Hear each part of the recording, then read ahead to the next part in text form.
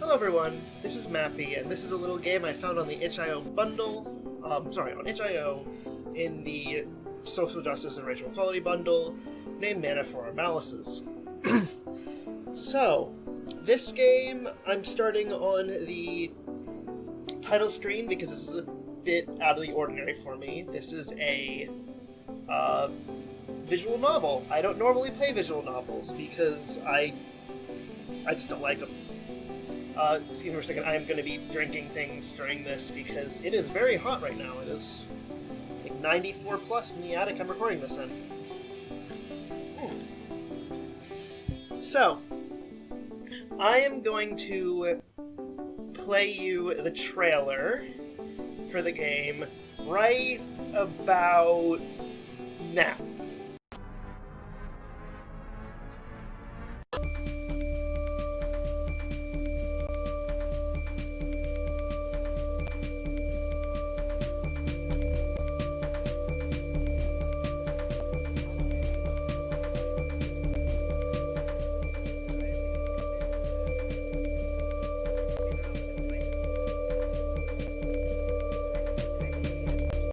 So, having seen that, I think we should start off with the game. After one more comment on my part, which is that this is the kind of game where when I saw it in the itch.io list, I thought it didn't look very good. I was like, oh, this is going to be entertainingly rough. Then I downloaded it, I launched it, and I looked up after fiddling with it to see that an hour had passed, and I was like, huh, where'd all that time go? This is, it's an interesting game, let's put it that way. So, I'm going to be doing a lot of reading. The starting sequence is going to be very long and reading heavy, so let's just get right into that. The outrageous is the reasonable, if introduced politely. Charles Fort, The Book of the Damned. Yep, we're referencing Fort immediately, so you know this is going to be great. In the year 2012, in the small town of Yomiyama, a series of deaths occurred. Despite investigation, many mysteries remain. Below the surface of this town, a great deal of machinery was in motion.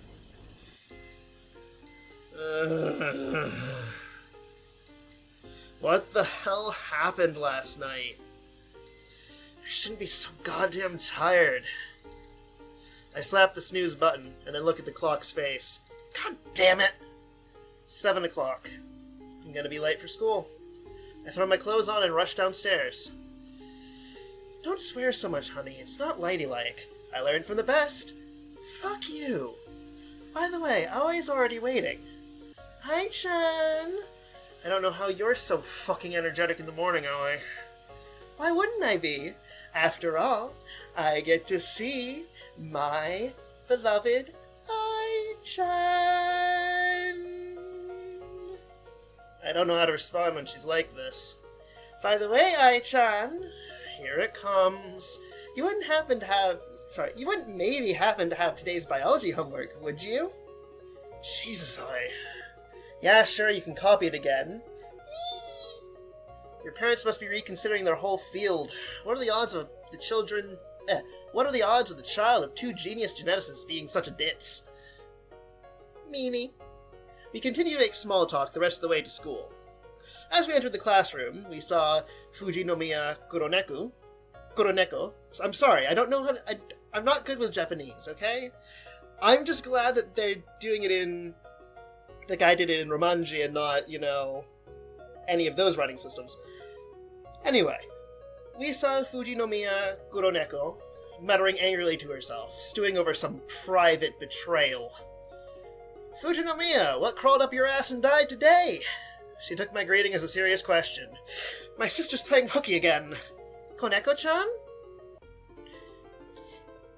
Are you an idiot? Koneko hasn't so much as been tardy once since preschool. Then, Shironeko-senpai? Why is that a question? It seems even Tomoe-san is capable of using the process of elimination. Ai-chan, Fujinomiya-san is making fun of me. I patted her on the head. There. You enable her too much, Ai. Look who's talking. If you and Koneko-chan work together, you could physically carry Shironeko-senpai to school, and she wouldn't miss so much class. She's been doing nothing but eating Pocky and sitting at the computer lately. I doubt even Koneko could pick her up now.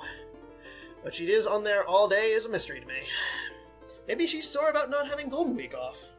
If that was the case, she wouldn't be skipping the rest of the year too. Alright, settle down. Rise, bow, sit. The teacher took a look at the attendance sheet, muttering to herself. Fujinomiya is absent again, and Umeji. Now let us quickly review the last chapter. Let me see, we left off with the Genpei War. Who can tell me the name of the two eras that this conflict borders? Since nobody's volunteering, Tomoe? That's a bad plan, teacher. The Nara period and the Meiji period? Sweet merciful fuck, this girl is dense. Not only do those periods not border each other, but there's a 1,000-year gap. Sit down, Tomoe. Yamada? Mimi picked up a small notebook and nervously flipped through the pages. She made a surprised face, then stood up straight. The Jisho and the Jue, hence the alternate name, the Jisho-Jue War. Correct, Yamada, but you should really remember this. You won't be able to consult your notebook for the test. Okay, so who are the two sides? Fujinomiya? The Minamoto and the Taira. Genpei is an alternate reading of the two names stuck together. Correct, as always. I should give you a harder one next time. If you try to stump me, you will fail. What? Never mind. Okay, Akagi. What sparked the conflict? Well, the Minamoto and the Taira kept bitch-slapping each other over their place in the Imperial Court's hierarchy, which is stupid because having favor would just make them a target anyway. This culminated in the Hogen and Heiji rebellions, where the Minamoto tried to fuck up the Taira, but fucked themselves over instead.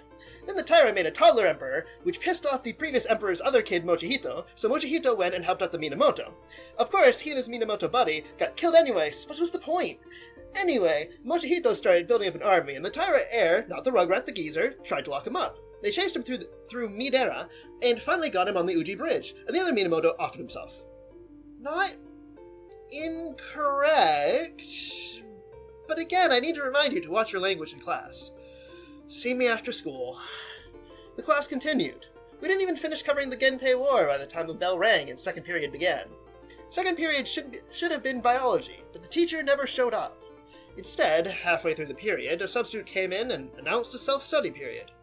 That's strange. Our bio teacher is usually pretty reliable. Indeed, the last time she missed a class was... Mimi ruffled through her notebook. February 3rd, 1974.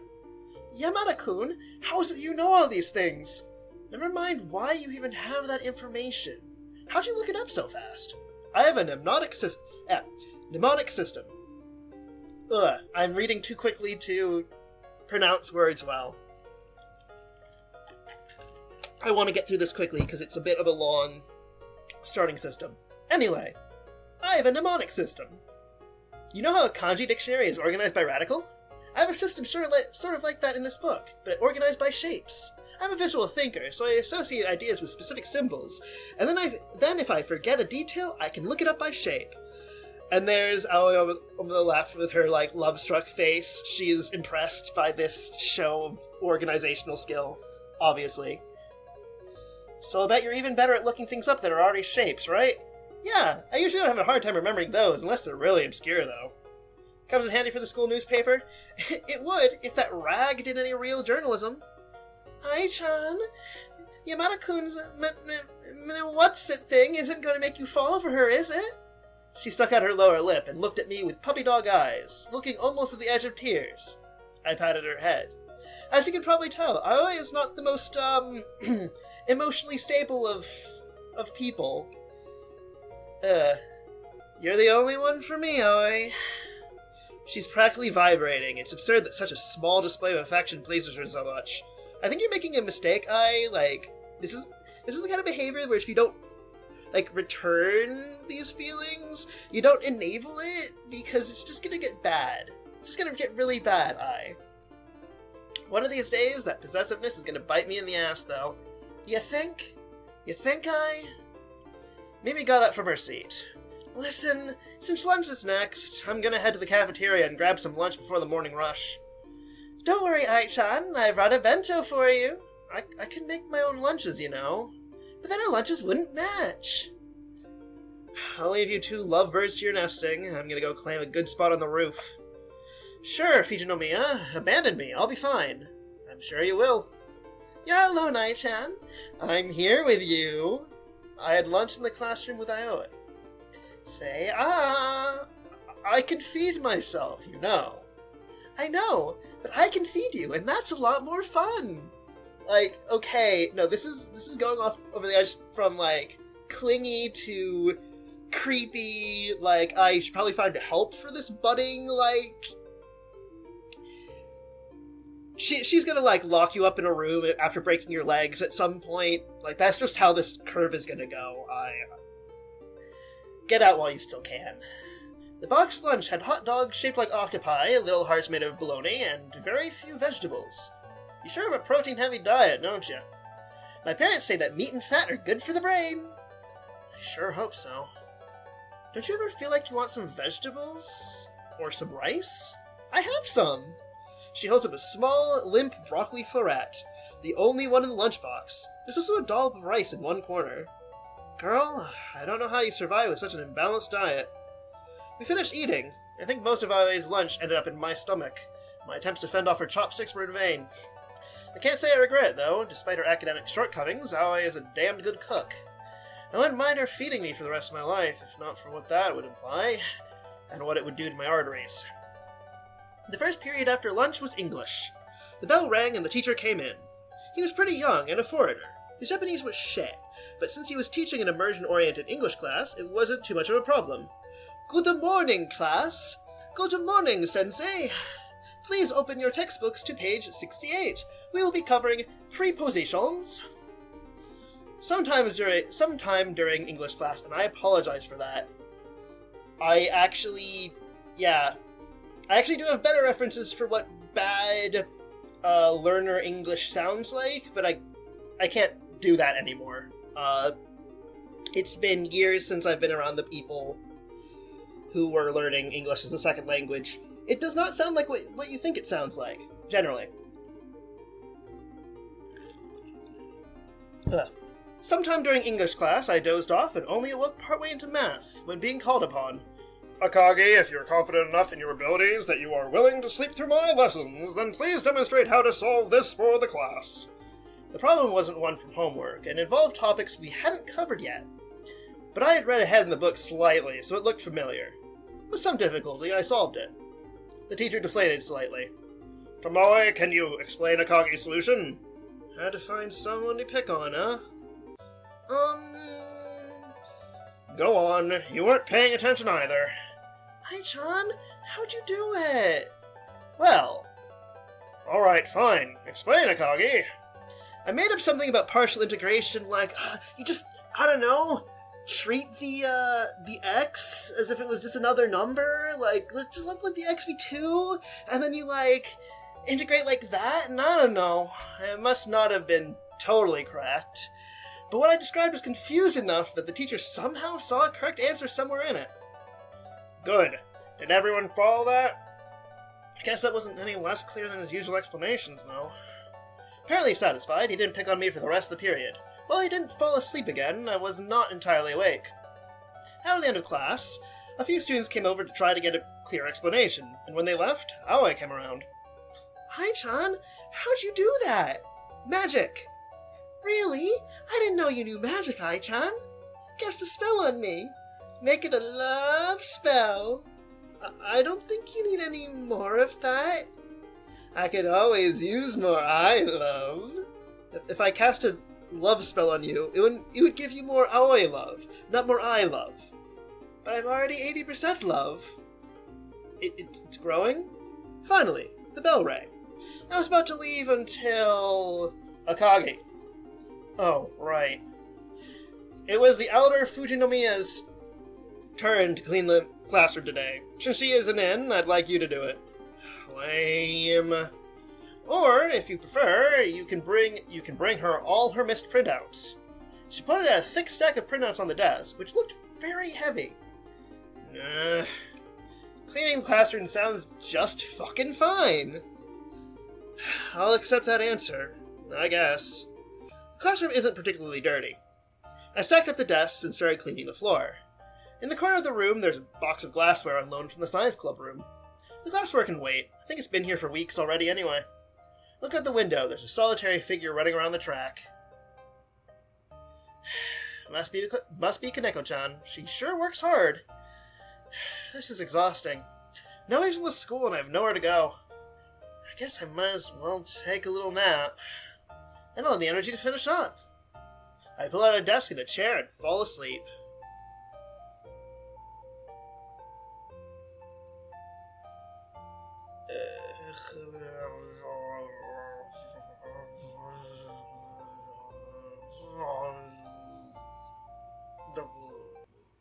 Oh shit!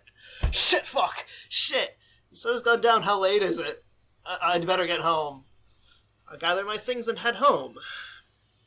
Are the streetlights malfunctioning? I don't remember the walk home ever being this dark. I have a bad feeling. Suddenly, I feel a pinch and a strange pressure in my chest. I look down.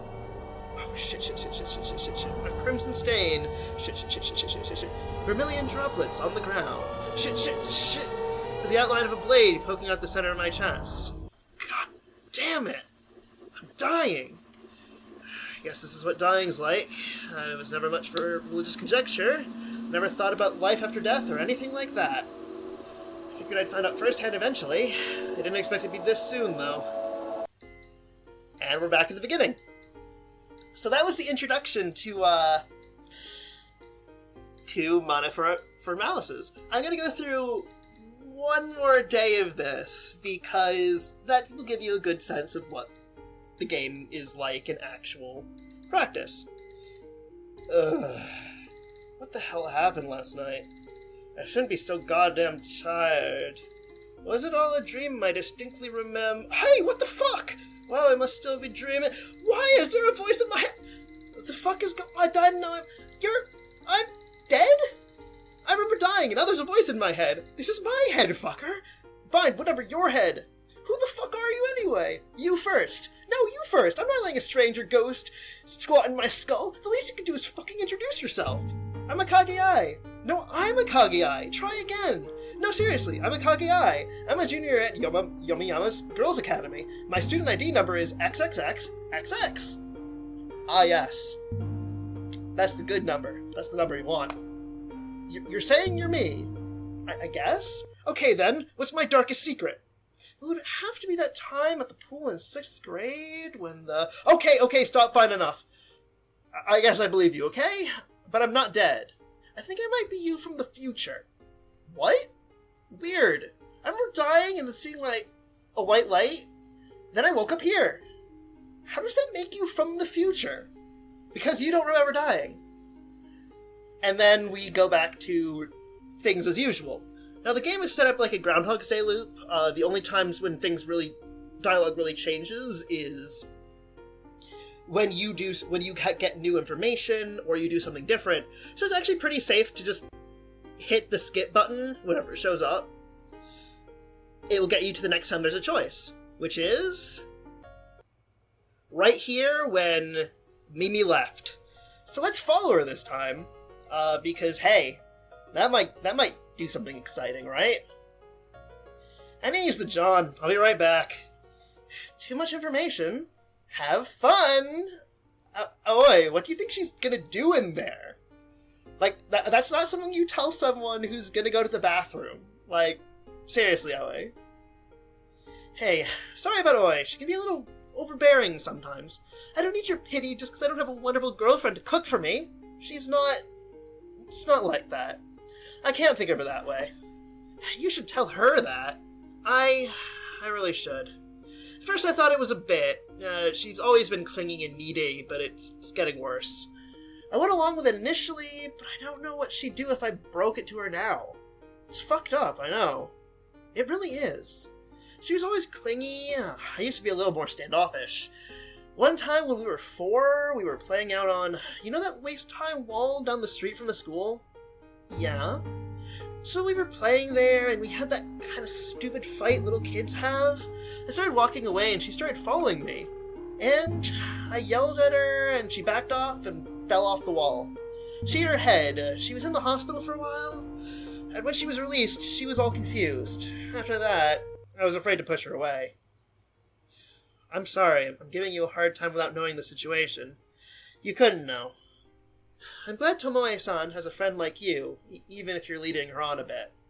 What do you think I should do? If she's a girlfriend, then... Never mind. No... Yamada, you have a crush on Aoi, don't you? No... You really do. You won't tell, will you? Hey, I might swear like a sailor, but I'm not a fucking asshole. Anyway, I fully support you here. If Aoi can be part of a sickeningly cute scene that doesn't involve me for once, that'll be a load off my shoulders. Thank you, Akagi-san. Hey, we just swapped secrets, didn't we? Call me Ai. That is too much of a convenient name, isn't it? For once, yeah. Yamada, it is. Call me Mimi. Alright, Mimi. Well, I should get back to the classroom. Always going to get suspicious. Thank you for keeping her happy. Make sure to eat the hell out of your lunch, too. Will do. I just spoke to the UN Human Rights Inspector. They're about to declare that bathroom unsafe for habitation. Huh? I took a big shit, is what I'm saying. Your crudeness sometimes borders on endearing, but I think you're starting to overdo it. What? All I'm saying is that I've completely evacuated my digestive tract of rotten vegetable matter. Don't worry, Ai-chan. I brought a bento for you. I can make my own lunches, you know? In fact, we're about to get to the lunch choice, so I'm just gonna skip through those manually. And I think we should follow Fujinomiya. Because, I mean, the roof is just, like, standard, anime operating procedure. And, I mean, we gotta fulfill the tropes. I mean, come on. It's cold up here. The wind has knives and an intent to kill. Or maybe the intent to kill is Kuroneko's. She's leaning against the railing, glaring down into the distance. The wind keeps picking up her hair and throwing it in her face. It'd be a nice day if we were ice fishing, but hanging out on the roof in this weather is just fucking unpleasant. What? Did you have a marital spat? It's not like that. Then you should see a couples counselor. No, I mean, I don't return her feelings. You might want to tell her that. Poor girls can be heartbroken anyway, though. Well, yeah, that's what I'm afraid of. So, do you have anything... yeah. So, do you actually have anything relevant to say? I'm kind of busy. Busy with what? You're staring into space in the middle of a windstorm. No, I just thought I'd be friendly. I found a spot that sheltered me somewhat from the elements and started to eat my bento. Several pieces of it were caught by gusts and carried away to lands unknown. So it goes. When I left, Kuroneko still hadn't moved from that spot. And we can skip past all of this, because it's after lunch is basically always going to be the same. So, let's clean the classroom, because there's a specific path I want to go for this showcase. Alright. So we're going to skip forward. We are going to return the box of glassware. The box of glassware is heavier than it looks. No wonder nobody's moved it before. Do it anyway. As I walk down the hallway towards the science club room, I hear music from across the hall. Investigate the music. I placed the box by the door to the science club's room and went across the hall. The music room was large, with carpeted walls and a stadium-style step arrangement to the floor. I've always loved this arrangement for rooms. I find it kind of sad that, like, music rooms tend to be the only ones that are set up like this. But I mean, that makes sense, because they're kind of, like... they'd be a real problem if you were in, like, a wheelchair or something. But, yeah. In the center, playing a violin and looking irritated, was Kuroneko. Having trouble? Kuroneko jumped. The fingering is hard on this piece. That's what she said. If you're done... Don't worry, I'm not just here to fuck with you. I'm all wiped out from lugging heavy boxes, and I happen to hear some pretty music. Oh yeah? Yeah, and I figured I could rest my bones a while here. They say the key to happiness is wine, women, and song. 2 out of 3 ain't bad, right? Just don't interrupt, okay? Fine, fine. And, like, here, I'm not actually sure if there's supposed to be music playing here, because I didn't hear any when I was doing it earlier. But I'm just gonna let it run, just in case someone can hear something here that I can't. Anywho, I'm getting nowhere with this. What is it exactly that you're trying to do? This score is just really weird. It's the same 6 notes over and over in different combinations. What's so weird about that? It wants me to play combinations of notes that normally would be done on 2 different instruments. In order to play both notes at the same time on the same instrument, I have to hold my fingers like... Here, you see what I'm doing with my hand? Her fingers were held in a kind of claw shape, and her wrist was at an awkward angle. Some fingers were pressing on multiple strings simultaneously at different angles. I have to go from that to another equally complicated chord in the space of 1 beat. The whole piece is like that. Why don't you play something else? Or get a second violinist? You know those weirdos out in that building with the green roof? The octagonal building out behind the convenience store? Yeah, they gave me this. And they offered me a lot of money to play at a concert they have coming up. But I have to play this piece, and they say it has to be exactly as notated. When's the concert? The 1st. May 1st? For reference, this game takes place at the, April 31st. Yeah. A little bit of a, short time jump right there, isn't it? That's why I'm here practicing after dark. Do those fuckers know what they're asking of you? The money is very good. I was suspicious, but they told me it wasn't for an orgy or anything. Honestly, if someone came up to me and was like, here, play this, like, super complicated piece of music, I don't think an orgy would be the first, thing I would think of. I would think, like, are you doing, like, some kind of cult ritual? Like, just telling it's not an orgy is not answering my concerns with this kind of skullduggery. Thank God. I don't think I could bear living in a town with that kind of eyes wide shut shit going on. Wait, did you say it was after dark? Shit, I need to go home. My mom's gonna fucking kill me. Thanks for the set, Fujinomiya. I got a jet.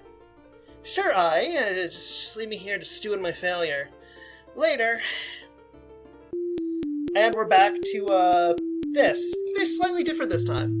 Are the streetlights malfunctioning? I don't remember the walk home ever being this dark. Shit. What? This is where suddenly, I feel a pinch and a strange pressure in my chest. I look down.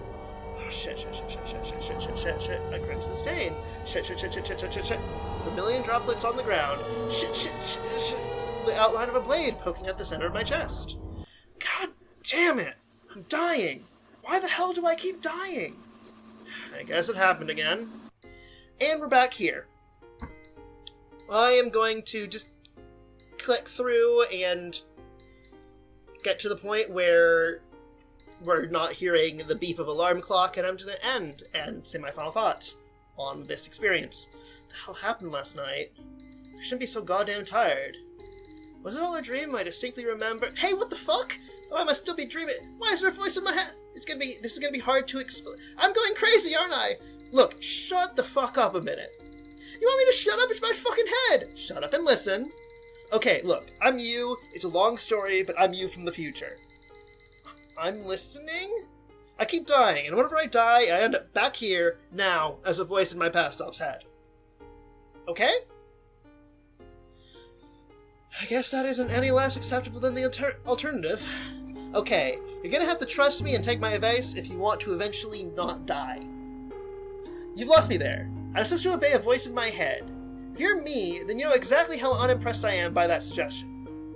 I'll do what I can to explain the situation, but if you don't trust me at least a little, we'll be stuck in this loop forever. Okay, for now, I'll accept your story. But if you start telling me to do anything crazy... And it's back to 7 o'clock. So, this is a game where it's actually really easy to get dragged into the Groundhog's Day style, like, okay, I'm going to do something slightly different this time. I am going to go here for lunch instead of there and see if I can do something different. After school, there's like a bunch of branching things where if you make certain choices, you learn certain bits of information. You go back and bring information so you can bring it up with people. Yeah, it's a deep, like, exploration thing, and I really rather like it. And I'm probably not going to play the rest of it for the channel.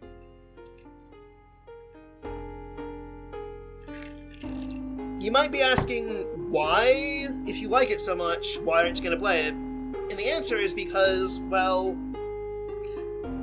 I want the people who are interested in it to either download it themselves if they have the bundle, or maybe even, like, pick it up on its own. It's only $1 if you're willing, if you're financially solvent enough to dump that on satisfying some curiosity. Like, this game can give you that. When I said, like, I spent an hour trying this out, I was nowhere near done. And that was with, like, me reading through everything and, like, okay, I need to plan what I'm going to be doing next. The scenario goes places. Anyway, I'm Mappy. This has been Manna for our Malices, and I hope you enjoyed, and I will see you for whatever we do next. Take care, and goodbye.